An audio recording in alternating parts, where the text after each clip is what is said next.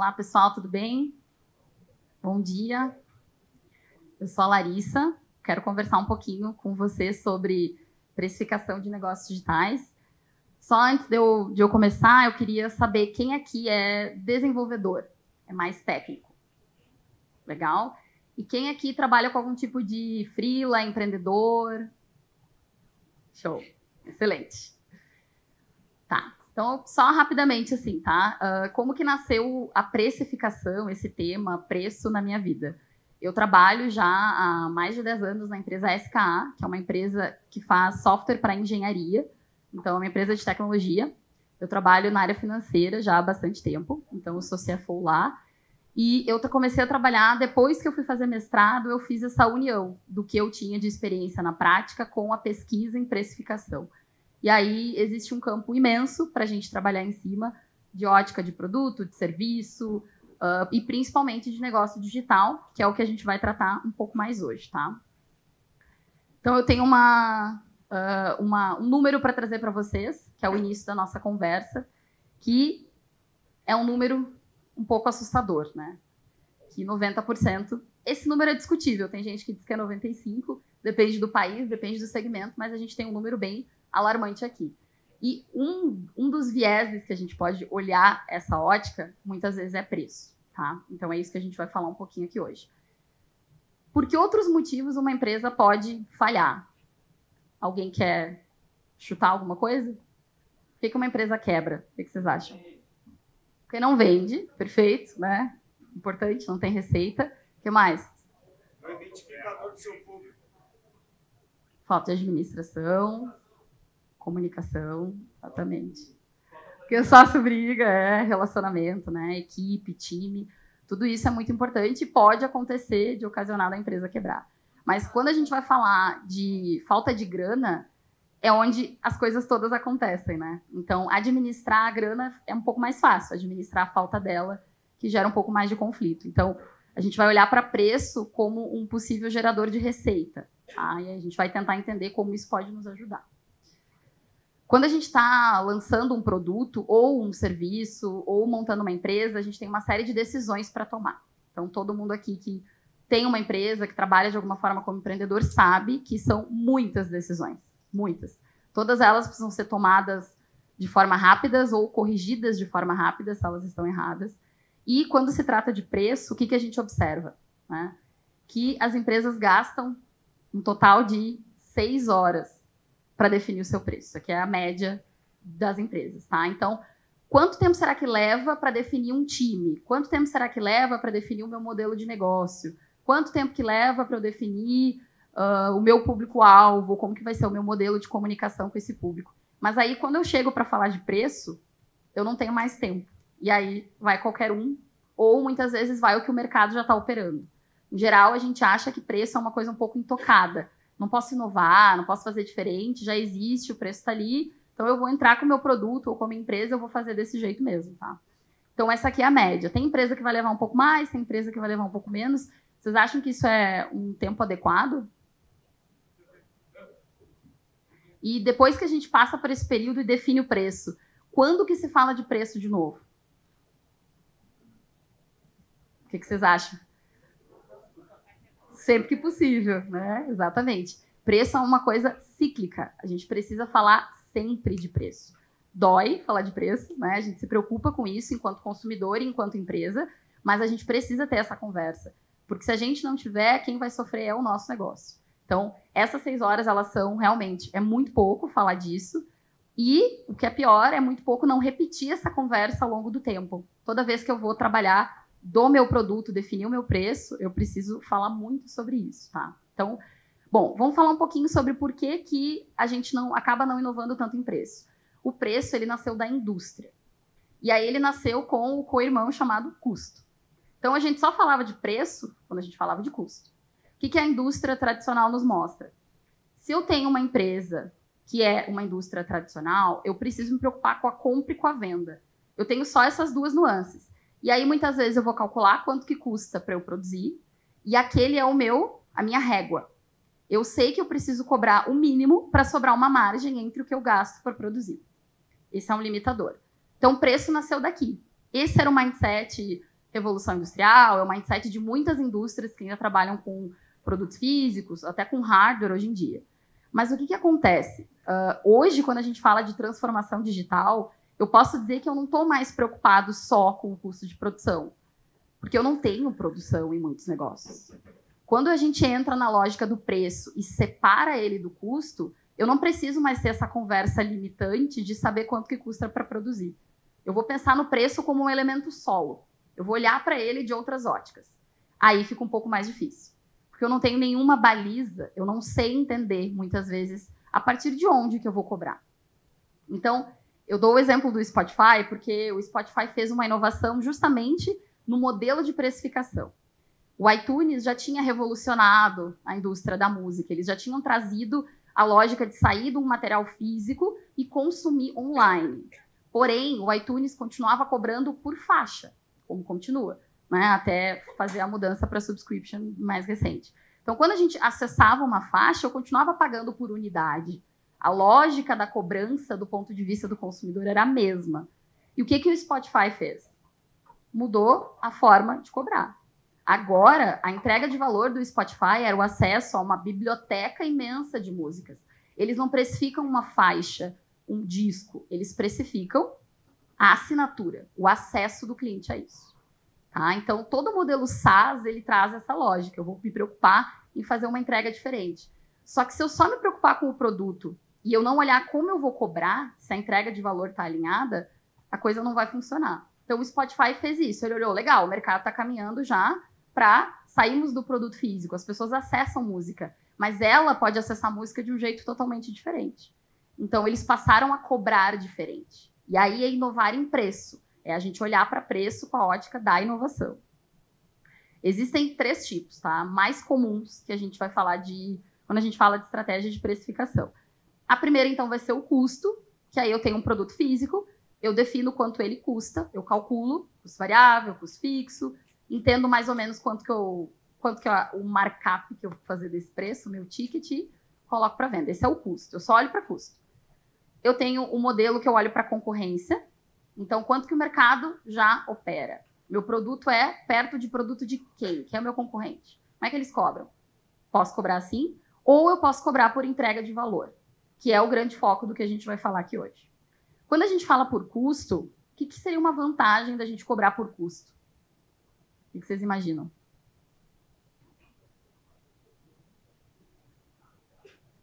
O cliente aceitar melhor? Pode ser, porque aqui a lógica é a segurança. Se me custa R$5 para produzir, é claro que eu sei que eu não posso cobrar R$5 pelo preço. Então, de alguma forma, partindo do princípio que eu consigo calcular meu custo de forma adequada, é seguro. Eu tenho uma margem definida, tá? Mas o que é um ponto negativo aqui? O cliente, ele não se preocupa com o meu custo. Não está nem aí para o meu custo. Então, na verdade, a forma como eu penso o meu negócio para calcular o meu custo tem que impactar 0 no preço que eu vou definir. Porque eu não consigo justificar para o meu cliente a partir do meu custo. Ele não está preocupado com isso. Não tem entrega de valor em eu definir que o meu processo de produção é muito melhor e, por isso, o meu custo é mais baixo. Consequentemente, eu consigo ofertar um produto com preço melhor, por exemplo. Não é uma boa definição. Tá? Para a concorrência, quando eu defino pela concorrência, o que é um ponto positivo? A concorrência já opera, já existe. Então, a gente presume que funciona, né? A gente não sabe, eu não tenho esses detalhes, mas eu imagino que se a empresa existe, ela já cobra nesse formato, já tem alguma aderência no mercado. Então, também tem um pouco mais de segurança em eu copiar alguma coisa que já está funcionando. Mas o que é um ponto muito negativo aqui? Esse é o preço da concorrência, né? Ele não é o meu preço. Então, o que a gente quer quando lança um produto ou um serviço? Eu quero me diferenciar o máximo de quem já está operando. Então, aqui, eu preciso pensar por que eu não quero ter o site da concorrência, eu não quero ter o produto da concorrência, a comunicação que eles usam, por que eu vou ter o preço que eles usam? Por que eu vou copiar no preço? E aí, a gente vai para a entrega de valor, tá? O que é o grande foco de trabalhar com precificação a partir da entrega de valor? Eu preciso entender o que o meu cliente quer. É dali que vai nascer o preço. O que ele vai me dizer. O que é o ponto negativo aqui? Eu preciso conversar com o meu cliente. Muito. E é um ponto negativo porque isso é difícil pra caramba. Isso é difícil fazer lá no início, isso é difícil fazer durante o produto tá andando, revisando, lançando versão, mudando o que a gente pensou lá no início. Então, é difícil fazer. Por isso que eu trouxe como um ponto negativo aqui. E aí a gente vai falar do conceito mais importante agora, tá? De precificação. Existe uma série de etapas que a gente pode definir quando a gente vai falar de preço, e a gente vai falar da mais importante hoje, que é essa aqui. Quando o cliente ele decide comprar o serviço ou o produto de vocês, ele parte do princípio de um conceito chamado disposição em pagar, tá? Que aqui é o willingness to pay, que é o termo em inglês. O que isso quer dizer? Isso quer dizer que quando vocês ofertam um produto ou serviço, o cliente ele tem uma disposição em pagar pelo que vocês estão entregando. Porém, muitas vezes ele compra alguma coisa diferente da que vocês vendem. Porque ele está resolvendo um problema dele, de uma dor que ele tem. E ele está disposto a pagar para resolver esse problema. Na mente do cliente, ele não está disposto a pagar por uma plataforma, por um serviço, por um software, por qualquer coisa que seja. Ele está disposto a pagar pelo que resolve o problema dele. Essa discussão ela já existe bastante. Ela existe em marketing, quando a gente fala de visão reduzida, visão ampliada, né? Então, comprei um carro. Um carro é um meio de locomoção. Mas ele é status, ele é sonho, ele é muitas outras coisas. Só que aqui a gente olha para esse conceito e pensa no preço a partir dele. Eu preciso, é um pré-requisito que eu saiba qual é a disposição do meu cliente em pagar pelo problema que eu resolvo. Não pelo meu produto, pelo problema que eu resolvo. Tem um problema, e se ele for forte o suficiente, importante o suficiente, relevante o suficiente, meu cliente vai pagar por essa resolução de problema que o meu produto ou serviço entrega. E aí a discussão não é a partir do meu custo, ou eu não vou entrar na discussão se o concorrente cobra tanto, eu vou discutir a minha entrega de valor e quanto eu posso cobrar por ela. Tá? É uma coisa muito mais pessoal. Esse exemplo aqui é legal, que a gente sempre fala sobre o cliente, ele não quer a furadeira, ele quer o furo na parede. Então, no fundo, a técnica, o que envolve, a não ser que a gente está falando um público específico que gosta de ferramenta, que usa para trabalho, o que eu quero? Eu quero um furo na parede. Como que eu chego lá? Né? Então, eu tenho que me interessar por esse problema. A forma como eu vou entregar a resolução desse problema pode variar bastante, mas eu preciso entender do problema, do que ele precisa. E aí eu vou dar um exemplo para vocês de como a gente pode construir. Eu tenho um filho de 1 ano, que é esse que está aqui, e o meu filho, pelos primeiros 6 meses, assim, ele não dormia. Nada. E aí, numa das muitas madrugadas em que eu estava acordada, eu descobri que existia uma coisa chamada consultoria de sono. Não sei se vocês já ouviram falar disso. É um mercado imenso e para quem não é pai ou mãe, a gente desconhece. E aí eu fui descobrir que existia uma consultora, como muitas, que tem certificações, existe uma formação nessa área, enfim. E aí, o que essa pessoa oferece? Ela oferece que vai acontecer de dali um tempo, 30 dias, 60 dias, a criança vai dormir, finalmente, em algum momento. Essa era a entrega de valor. Como é que essa consultora me apresentou a proposta? Por hora. São tantas horas de trabalho, eu vou te entregar um relatório, e é isso aqui que tu vai fazer. Tá, legal. Eu comprei o serviço, tá? Fiz. Só que vamos pensar o seguinte. Naquele momento, eu sou uma mãe que está há 6 meses sem dormir, desesperada, comprando um serviço. Ela precificou por hora o valor dela. Para mim, o que eu precifiquei? O que vocês acham? Precifiquei o meu sono. Naquele momento, dormir era a coisa mais importante na minha cabeça. Aquele era o meu problema. E aí, oficialmente, quanto ela cobra por hora, quantas horas ela ia levar para me entregar, se ela realmente me entregasse o que eu precisava, não faria diferença. Eu não ia pesquisar no mercado outras opções, outras alternativas. Eu preciso entender que aquela entrega, ela é relevante e que ela estava conversando com a pessoa, público-alvo dela, que era interessadíssima no serviço.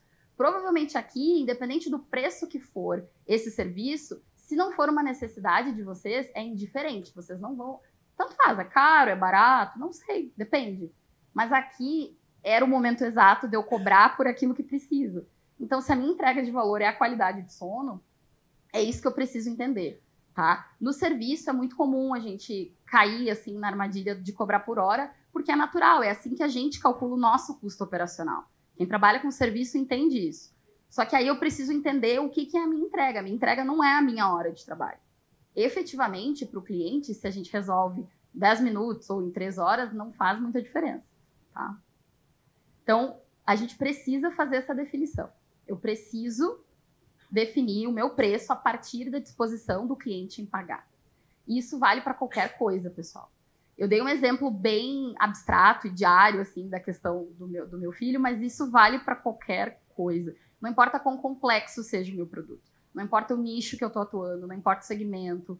O que importa é eu entender o que o meu cliente quer com o meu produto. Tá? Eu vou dar um exemplo para vocês. Tem um consultor, que ele é bem americano, o Clayton Christensen.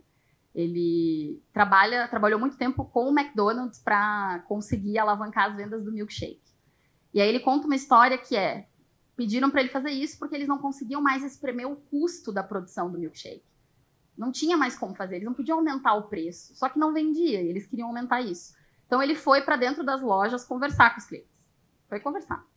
Conversando, ele descobriu que o quê? Que era o mais comum? Que as pessoas fossem até a loja, parassem de carro fora, entrassem rápido, pegassem o milkshake e fossem embora.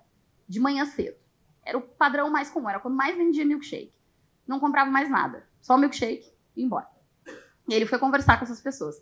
A maioria ia trabalhar em outra cidade, então tinha ali 20, 30 minutos de carro, e eles queriam que o milkshake fizesse companhia para eles durante aquele trajeto.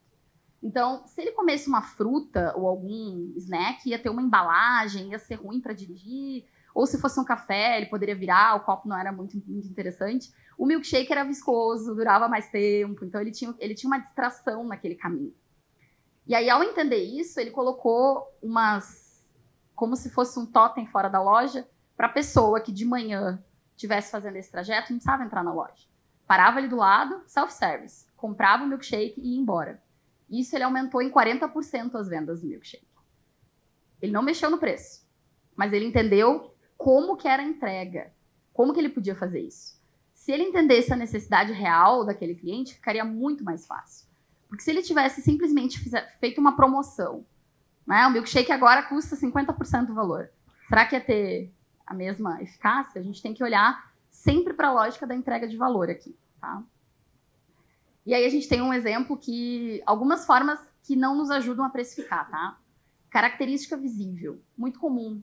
Característica demográfica, né? A gente olha, quando a gente vai montar a persona do nosso cliente, ou quando a gente vai pensar num segmento, é uma empresa que fatura de tanto a tanto, que está na região tal, exporta ou não exporta. Quem é o meu cliente? Meu cliente é um empreendedor que mora na região tal, que tem tanto de experiência. A gente faz uma série de reflexões a respeito de quem é o nosso público-alvo. Mas ele dificulta esse processo. Vou dar um exemplo para vocês. Vamos olhar essa descrição aqui, tá? Inglês famoso, rico, 70 anos, casado, 2 filhos e mora num castelo. De quem que eu tô falando? Dele? Tá, mas aqui, nessa descrição, eu tô falando do Ozzy Osbourne. Que é exatamente a mesma descrição, tá? Então, vamos pensar assim, qual que é o comportamento de compra do Ozzy Osbourne versus o Príncipe Charles? Qual que seria? Não é o mesmo comportamento de compra, né? Então, quando a gente só olha para a característica, é raso pra caramba. E aí, quando eu vou precificar o meu produto, eu estou vendendo para o Ozzy Osbourne ou eu estou vendendo para alguém da realeza? Como é que eu vou fazer isso? Da mesma forma.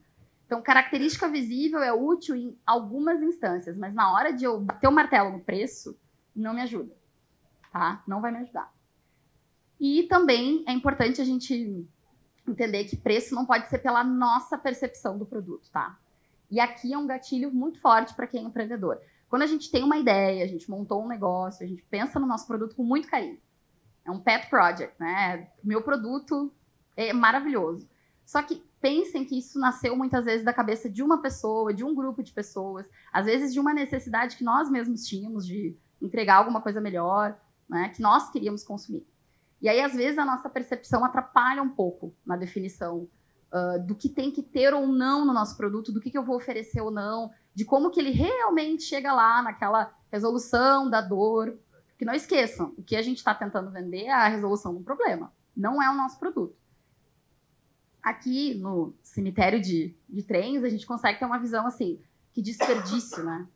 A gente tem uma série de bens ali, que estão lá atirados, ninguém está usando. Isso aqui, muitas vezes, são as funcionalidades dos nossos produtos.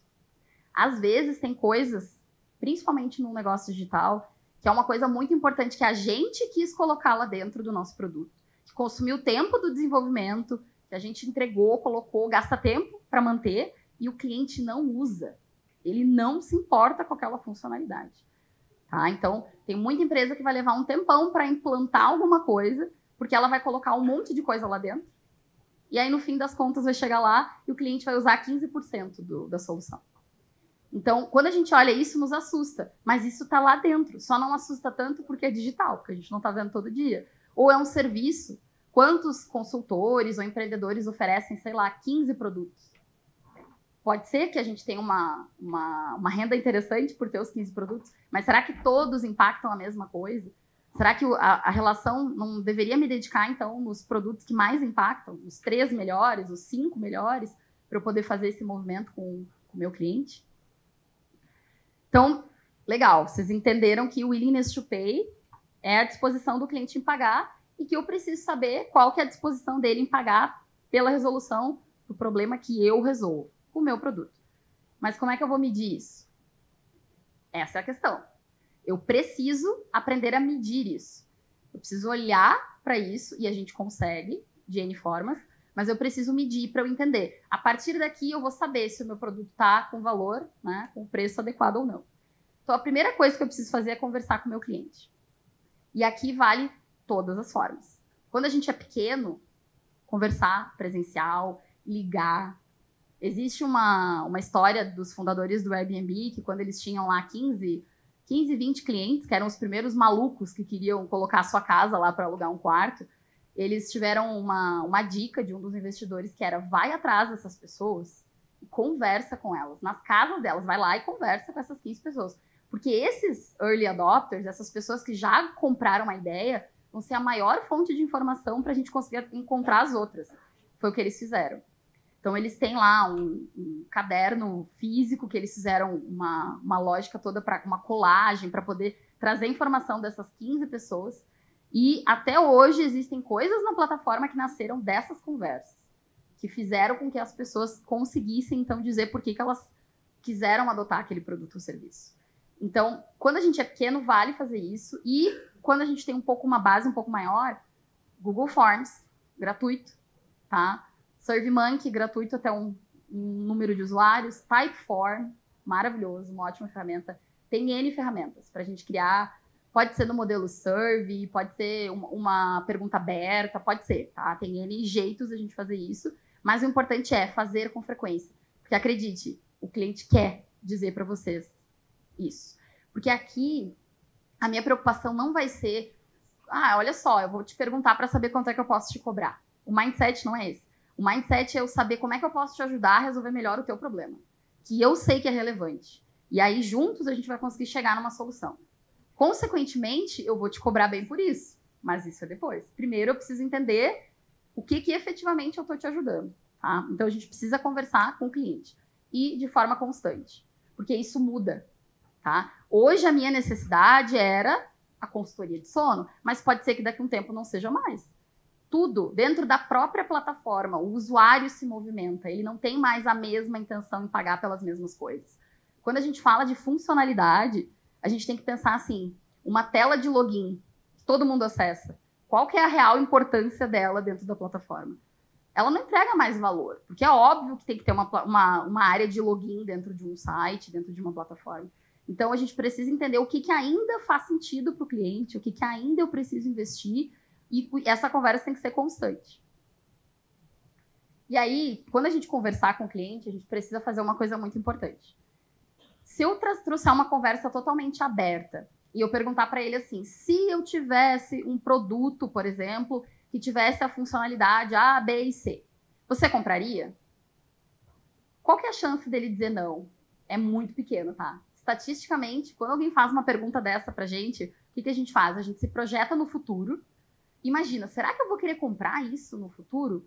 E aí, quando a gente se projeta no futuro, a gente acaba pensando na pessoa que a gente gostaria de ser, não quem a gente é. Então, se hoje chega alguém e oferece para vocês um serviço de academia que tem A, B e C, eu vou fazer. Não sei se cabe na minha rotina, na minha vida, no meu orçamento, mas essa resposta acaba muito vaga. Então, para eu perguntar para o cliente qualquer coisa, eu preciso criar a sensação de escassez. Tá? Eu preciso dizer para ele que ele tem que escolher. Como é que eu faço isso? Então, aqui eu tenho um exemplo qualquer, tá? Uma plataforma que tem algumas funcionalidades. E aí eu vou dizer, eu vou escolher uma delas. Vou perguntar para ele, tá? Então, por exemplo, o suporte. Eu presto suporte para os meus usuários.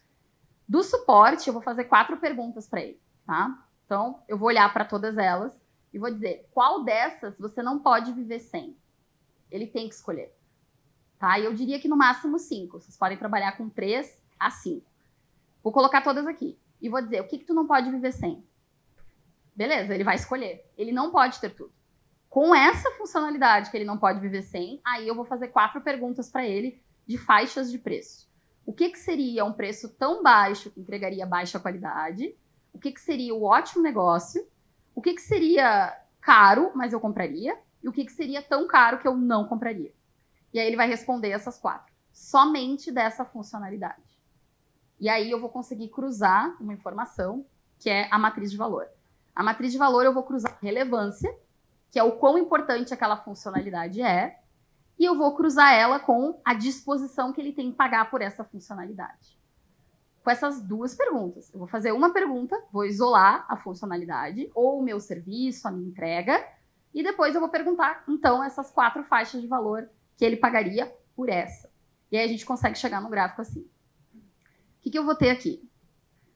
Aqui embaixo, onde eu tenho alta relevância, porém baixa disposição em pagar, são as core features. O que é óbvio que a plataforma tem que ter, tá? De uma forma geral é isso. O cliente, ele acha importante, mas não é tão importante que faria ele pagar mais por isso, tá? Uma tela de login vai cair aqui. É óbvio que tem que ter, mas o cliente não vai pagar mais. Não vou fazer sem tela de login. Tem como.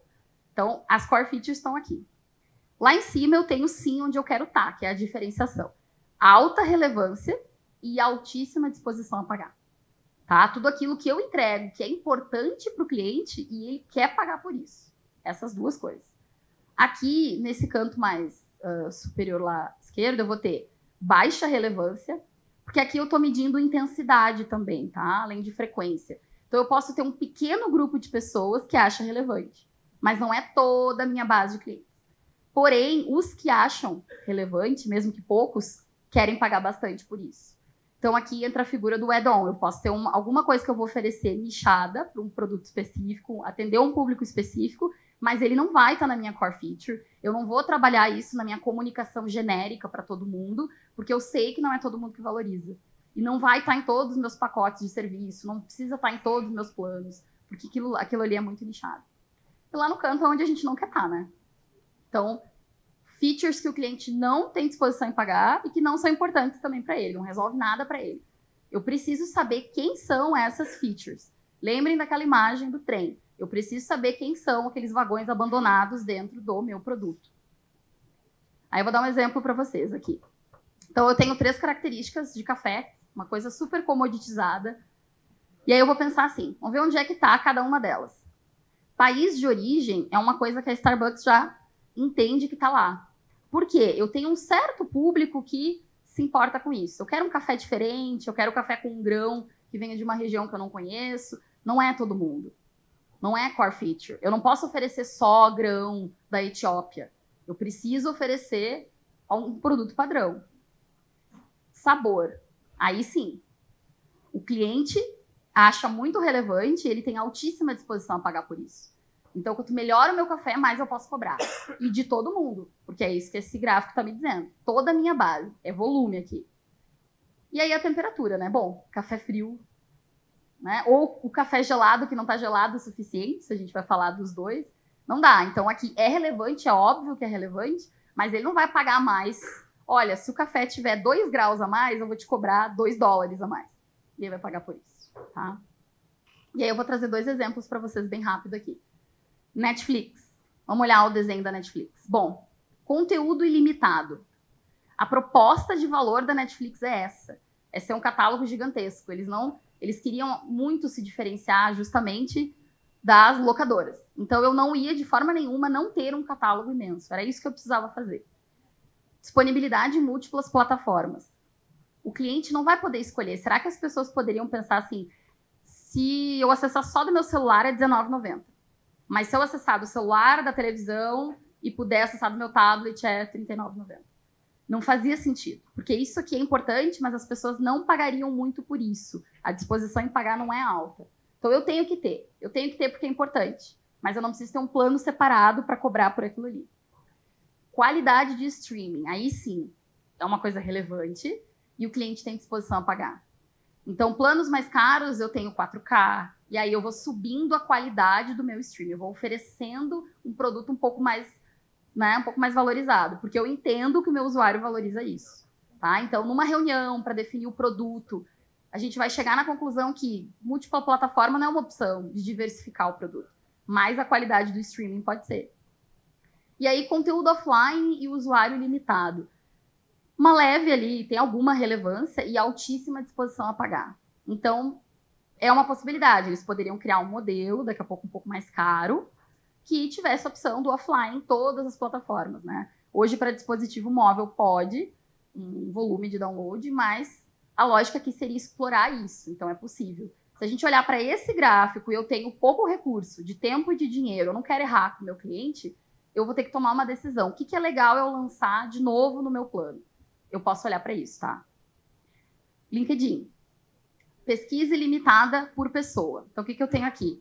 Eu quero entrar na plataforma, eu quero procurar as pessoas. É uma rede social. Apesar de ser uma rede social paga, com assinatura, é uma rede social. É importante para o meu cliente, claro, é relevante, mas ele não vai pagar mais por isso. Eu só posso pesquisar 3 pessoas por dia. Não faz sentido com o objetivo da plataforma de crescer. Então, não teria porquê.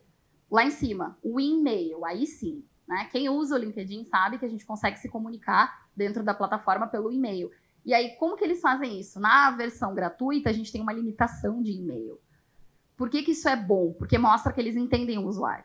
Aqui é uma coisa que altíssima disposição em pagar e também é muito relevante. Então, eu me converteria para Premium para poder usar mais o e-mail. A métrica de valor para converter usuário gratuito no pago tem que estar lá em cima. Se essa métrica de valor não estiver lá em cima, não vai adiantar. Eu não vou conseguir converter.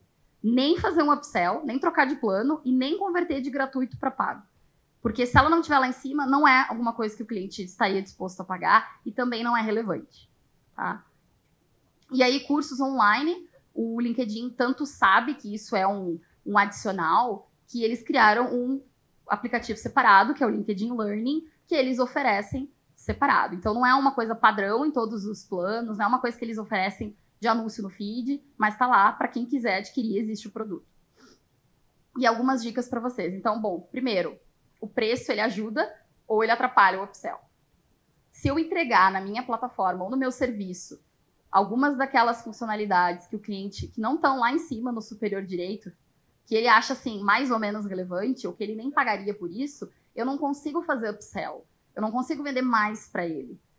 Porque para vender mais, eu preciso despertar cada vez mais a entrega de valor que ele vai ter. E aí, como que eu vou fazer isso? Se o preço me atrapalhar, tá? Aqui a gente pode pensar assim, também é complicado a gente ter um preço único para tudo. É difícil a empresa que consegue fazer essa entrega, tá? Um preço único, genérico para todas as pessoas, enfim. É muito difícil. Tem que ser um serviço muito, muito abrangente para conseguir entregar, tá? Do contrário, o ideal é a gente segmentar. Preço e posicionamento. Então, o preço também ajuda a posicionar o produto que a gente tem. Toda vez que eu pensar no meu produto, eu tenho que pensar qual é a referência de preço dele. Porque se eu lançar e não fizer essa reflexão, o cliente vai fazer por mim. E aí o que vai acontecer é que ele vai posicionar o meu produto onde ele acha, no orçamento dele. E aí pode ser que me prejudique. Essa bebida aqui é uma bebida de uma marca dinamarquesa que eles entregam uma... Seria como uma bebida que é um protetor solar. Tá? Tem beta-caroteno, tem um monte de coisa ali, antioxidante, enfim. A proposta de valor dessa empresa é que bebendo esse produto eu não preciso tomar sol.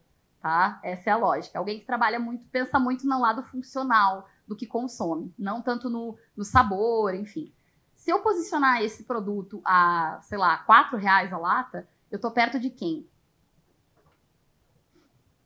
Que produto que já existe? Coca-Cola. Eu tô perto de um refrigerante, tá? Que não tem a ver com o mesmo público-alvo que vai consumir meu produto. Quem consome refrigerante dificilmente vai comprar isso aqui.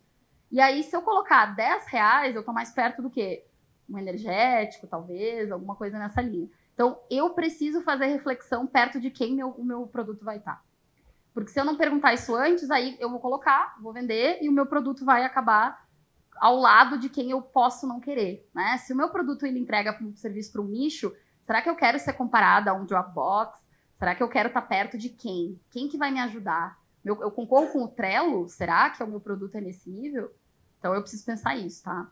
E aí, por fim, eu vou trazer para vocês uma imagem, porque quando a gente fala disso, sem dúvida, a pergunta número 1 que eu recebo é, tá, legal, eu não fiz certo da primeira vez, mas aí como é que eu vou mudar?